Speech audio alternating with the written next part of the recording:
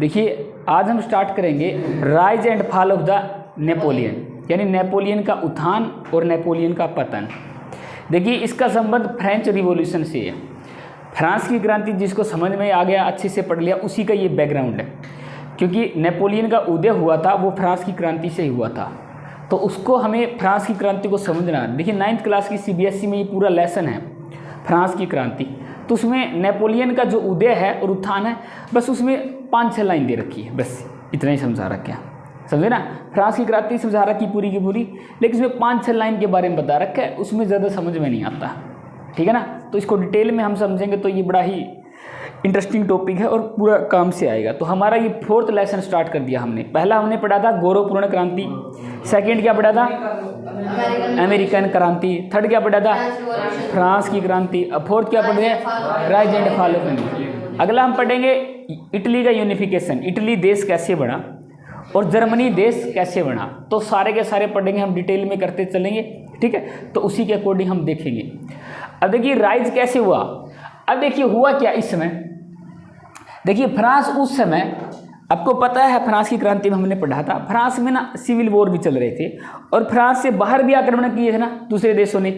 तो उस समय ऐसी घटना हुई, तो फ्रांस आक्रमण करने के लिए तैयार था इटली के ऊपर। फ्रांस चाहता था कि इटली के ऊपर आक्रमण कर दे, लेकिन उनका कोई लीडर नहीं था, इटली को हराने के लिए कोई लीडर नहीं था। और उस समय आपने पढ़ा था लास्ट वीडियो में, ब्रास नाम था ना उसका एक सहायक आया था नेपोलियन। कौन आया था नेपोलियन। तो नेपोलियन का उदय हुआ, नेपोलियन आया सेना के अंदर और उसकी हाइट 5 फीट 2 इंच थी। तो उसके बाद में जो सारे के सारे ये सैनिक थे उसको उसकी हाइट देख के हंसने लगे। लेकिन जैसे नेपोलियन ने अपने स्पीच दिए, जैसे उनको मोटिवेट किया, तो उनको समझ में आ गया कि इसको हाइट से हम नहीं नाप सकते। फिर देखिए Napoleon campaigns and military strategy are still studied in military academies worldwide. इसका मतलब क्या है, ध्यान सुनिए।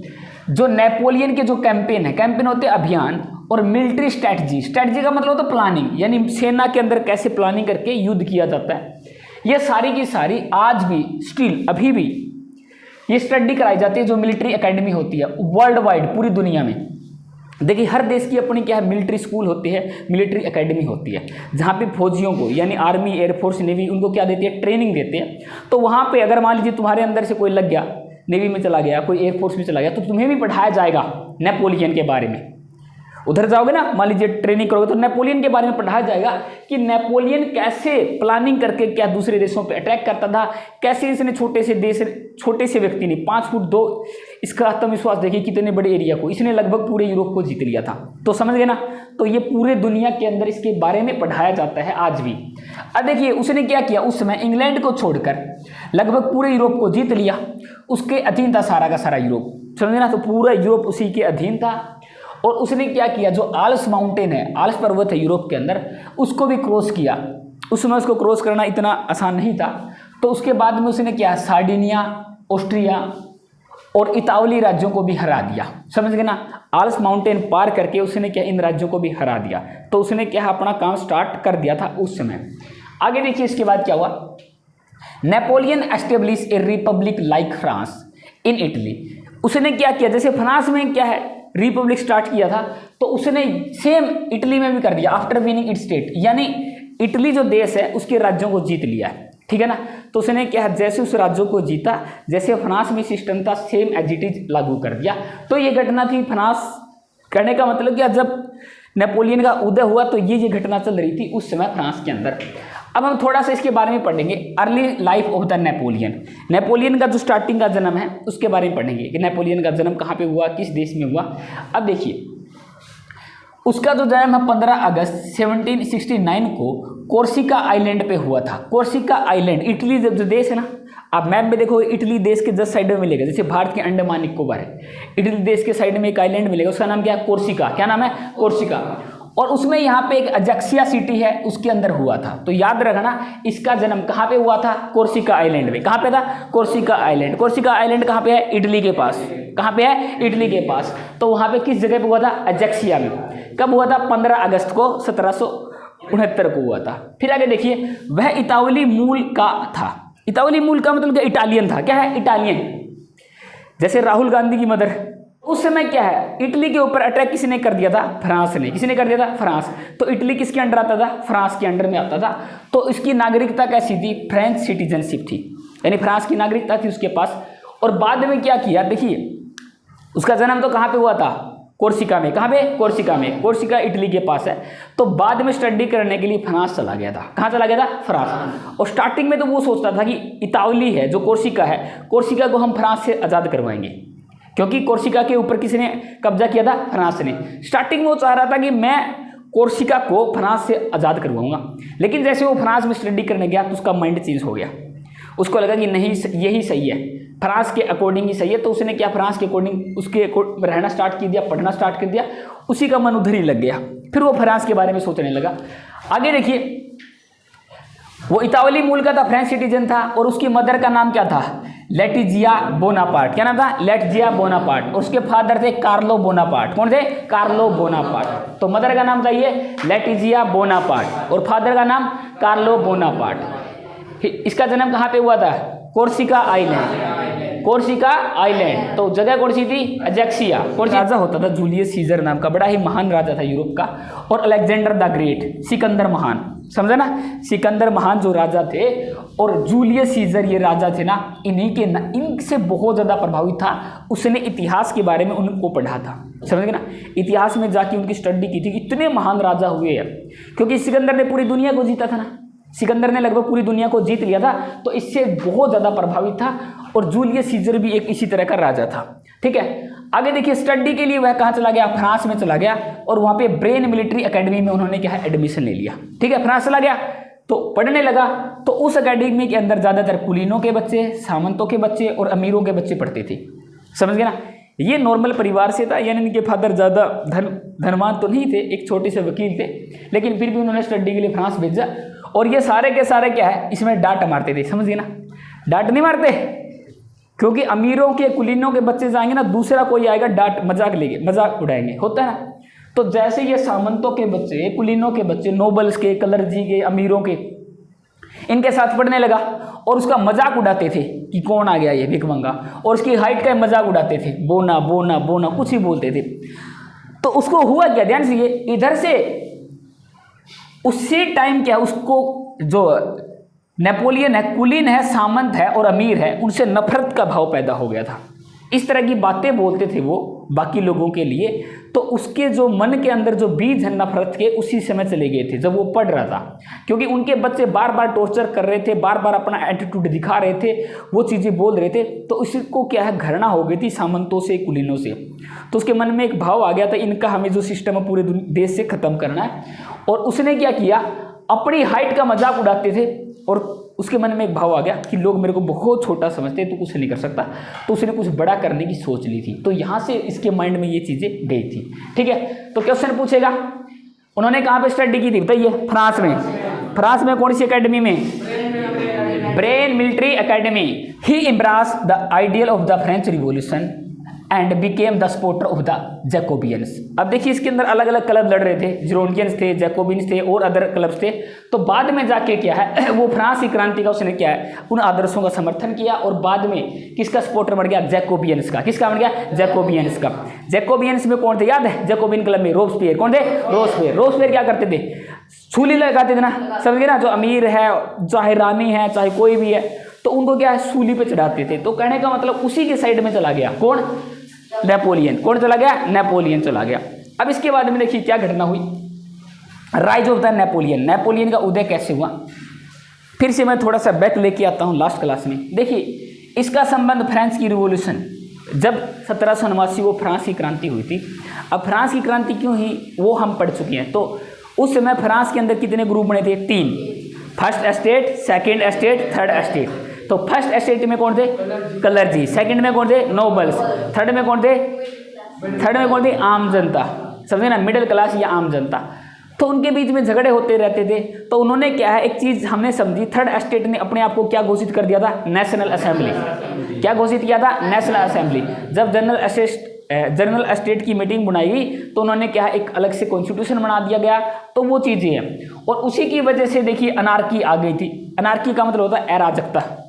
पूरे देश के अंदर क्या चल रही थी, अराजकता, एक दूसरे को मार रहे थे, ना कोई कानून था, सारे के सारे आपस में लड़ रहे थे और उसी की वजह से सिविल वॉर चल रहा था। ठीक है, तो कहने का मतलब क्या है, फ्रांस में जो क्रांति घट रही थी, फ्रांस में जो दिक्कतें चल रही थी उस समय, उसी समय किसका राइज हुआ था, नेपोलियन का। मैंने कल भी बताया था कि किसी देश में कोई घटना घटती है, इस तरह की बुरी कंडीशन आती है तो किसी नेता का जन्म होता है। तो इसका जन्म किसकी वजह से हुआ था, फ्रांस की क्रांति से। किसकी वजह से हुआ, फ्रांस की क्रांति से। पूरे फ्रांस के अंदर कोई कानून नहीं था, कोई व्यवस्था नहीं थी। तो उसके बाद में क्या किया, देखिए इसको क्या है, मिलिट्री के अंदर भेजा गया। ठीक है, तो मिलिट्री के अंदर भेजा गया तो उसको देखिए ये सारे के सारे लोग है ना, ये चाह रहे थे ना ये मिलिट्री के अंदर ही बाहर ही काम करता रहे। ठीक है, नहीं तो प्रॉब्लम क्रिएट करेगा, लेकिन जैसे भी इसको टास्क दिया जाता वो वही काम करता था। उसने क्या किया, देखिए सबसे पहले टूलोन सिटी है, टूलोन सिटी के ऊपर क्या किया उसने, क्या अटैक किया, उसने जीत लिया। देखिए उसने क्या किया, he implemented a plan to capture a hill. Toulon city के अंदर पहाड़ी का एरिया है पूरा का पूरा, इसने टूलोन सिटी जीत लिया, पहाड़ी एरिया है। एंड फोर्स द ब्रिटिशर, यानी अंग्रेजों को वहां से भगा दिया। इसके अंदर क्या है, इसने पहली अपनी लड़ाई लड़ी थी टूलोन सिटी के अंदर, इसने वहां पे ब्रिटिशर का कब्जा था, उसको वहां से क्या कर दिया था, हरा दिया था।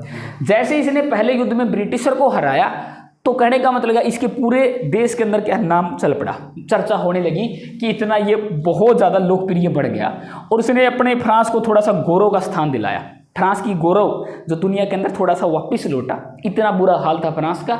और उसको क्या है बाद में पोस्टिंग कर दी गई, कहने का मतलब क्या, उसको हाई पोस्ट पे लेके गए। तो सबसे पहले इसने किसको जीता था, टूलोन सिटी को। किसको जीता था, टूलोन सिटी को। और टूलोन सिटी में किसको हरा दिया था, अंग्रेजों को। किसको हराया था, अंग्रेजों को। आगे बात समझ में। और उसके बाद देखिए क्या किया, कुछ समय के बाद 1795 में उसने क्या किया, clear the road of Paris from the royalist. एक चीज हमने पढ़ा था ना, पेरिस के अंदर ना लोग सारे के सारे क्या कर रहे थे, उन्होंने रोड को घेरा था जब वो कन्वेंशन को भंग करना चाह रहे थे।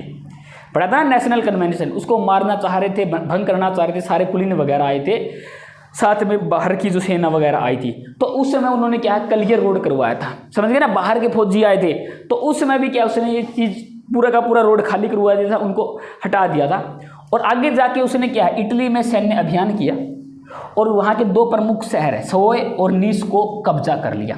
ठीक है, तो उसका और भी गौरव बढ़ गया। तो देखिए टूलोन को जीत लिया, बाद में इस हिली एरिया को जीत के बाद ब्रिटिशर को भगा दिया। उसने क्या किया, पेरिस के अंदर सारी की सारी चीज़ क्लियर करवा दी और बाद में इटली के अंदर क्या है, सो और नीस शहर के ऊपर भी कब्जा कर लिया। आगे बात समझ में। तो धीरे धीरे अपना ये करने का मतलब क्या, मिलिट्री के अंदर कद बढ़ाता जा रहा था। बड़ा देखो, तो देखिए इसने मिस्र पे हमला कर दिया और मामलुक की सेना को हरा दिया और अपने सपोर्टर के साथ किसको हटा दिया रूल से, डायरेक्टरी को। किसको कर दिया, डायरेक्टरी को। कब, 1799 में। अब देखिए एक चीज़ है कि 1799 के अंदर नेपोलियन सम्राट, कहने का मतलब क्या, उसने उसका राज बोलते हैं। 1799 में क्या है, उसने क्या है रूल स्टार्ट किया था और ये 1815 तक चलता रहा। इसके 2 फेज है, ध्यान सुनिए। नेपोलियन ने भी 2 फेज में रूल किया, आगे आएगा इसमें कि 2 फेज में कैसे रूल किया। तो 1799 में पहली बार क्या है, इसने क्या है डायरेक्टरी को हटा दिया और डायरेक्टरी के हटाने के बाद उसने अलग से सिस्टम बनाया। देखिए कैसा सिस्टम था, उस सिस्टम को बोलते थे काउंसिल सिस्टम। क्या बोलते थे, काउंसिल सिस्टम। यानी डायरेक्ट राजा नहीं बना था, डायरेक्ट सम्राट नहीं बना था, कंसोलेट सिस्टम बना दिया था उसने। एक ऐसी व्यवस्था काउंसिल, उसमें 3 मेंबर रखे थे। क्या रखे थे, 3 मेंबर। उसके अंदर जो 3 मेंबर्स थे, उसमें जो फर्स्ट मेंबर था खुद नेपोलियन था। कौन था, खुद नेपोलियन। बाकी सेकंड में और थर्ड में अलग अलग पावर बनाई थी, यानी 3 व्यक्ति, 3 जो संस्था है वो क्या करेगी, राज करेगी। तो उसको क्या बोला गया था, काउंसिल सिस्टम। क्या बोला गया था, काउंसिल सिस्टम। लेकिन इसमें फिर इलेक्शन भी करवाए, जिसकी उम्र 30 साल से ज़्यादा वो वोट भी कर सकता है। और उसके बाद क्या किया, वो क्या बना था, देखिए स्टार्टिंग में क्या था, 1799 की बात है, he became first console for 10 year. 10 सालों के लिए पहला कंसोल बना था, डायरेक्ट सम्राट नहीं बना था। कहने का मतलब क्या है, कंसोल बना था। और उसके बाद क्या है, उसने मई 1804 में 5 साल बाद क्या घोषणा कर दी, he became emperor of France. और वो क्या बन गया, फ्रांस का सम्राट बन गया। क्या बन गया, सम्राट। और जैसे ये सम्राट बना उसका पतन शुरू हो गया। समझ गए ना, सम्राट बनना उसका पतन शुरू होना। अगली हम वीडियो में देखेंगे इसका पतन। ये तो था पूरा का पूरा इसका राइज, उत्थान बोल सकते हैं, समझ गए ना। ये उत्थान था कि ये एक व्यक्ति बिल्कुल छोटे से सैनिक से लेके, छोटा सा परिवार से लेके कैसे धीरे धीरे धीरे बड़ा होता फ्रांस का एक सम्राट बन गया। क्या बन गया? सम्राट। यहाँ तक तो जनता को पसंद था। ये कंसोलेट बना था, कंसोल बना था, फर्स्ट कंसोल बोलते इसको। ये कहने का मतलब ये इलेक्शन का तरीका था, इलेक्शन बना के इसको हरा सकते थे। जैसे ये बना सम्राट, इसने अपने आप को घोषित कर दिया कि कोई कंसोल नहीं है, कोई काउंसिल सिस्टम नहीं, मैं खुद क्या बन गया? सम्राट। क्या बन गया? सम्राट। फिर जनता बोली, ठीक है, तो इसने फिर कर दिया। फिर जनता क्या होगी? उसके खिलाफ। तो जैसे ये सम्राट बनता है उसी दिन से क्या है? उसका पतन की शुरुआत होती है। ठीक है, तो हम कल करेंगे कि इसका पतन कैसे हुआ। इस वीडियो को 2 पार्ट में करेंगे। ये तो पूरा था इसका उत्थान था। क्या था ये? उत्थान। कैसे ये राइज किया, सम्राट बन गया जाके 1804 में। फिर 1804 में ये वापिस आएगा, गिरता गिरता गिरता 1815 में इसकी डेथ हो जाएगी, कहानी खत्म। फिर नेपोलियन का सिस्टम खत्म। ठीक है, तो 1815 के अंदर फिर आगे और घटना घटेगी, तो क्या क्या चीज़ें होगी उसको हम देखेंगे। ठीक है, तो आज की वीडियो कंप्लीट हुई।